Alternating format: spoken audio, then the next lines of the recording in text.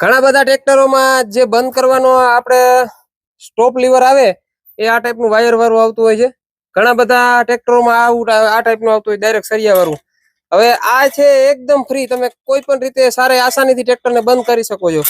હવે અમુક ટ્રેક્ટરોમાં અને અમુક મોડેલોમાં આ સ્ટોપ લીવર એવી રીતે આવે છે ગોળાયું વાળું વળાક વાળું, જેના કારણે આ વાયર છે ધૂળથી જામ થઈ જાય છે અને આપણે થોડાક દિવસ પછી એને બંધ કરવું બહુ અઘરું લાગે છે. તમે આમાં ડીઝલ નાખીને આને સર્વિસ કરો, એક વખત ડીઝલ ગયું હોય ને એમાં પાછી ધૂળ થોડી જ્યાં રાખે એટલે વધારે જામ થતું જાય અને તમે જેવી સર્વિસ કરો તો 10-15 દિવસમાં પાછું જામ થઈ જાય. એના માટે આપણે જુગાડ બનાવ્યો છે ટ્રેક્ટરને. જો મેં 5510 ને બંધ કરવા માટેનો, કારણ કે પ્લેટફોર્મ ઘણું હતું, જગ્યા પણ ઘણી હતી.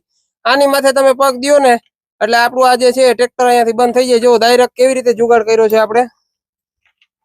ડાયરેક્ટ અહીંયા આ પતરામાં હોલ કરી અહીંયા ડાયરેક્ટ આપેલો છે અહીંયાથી કનેક્શન સરિયાનું.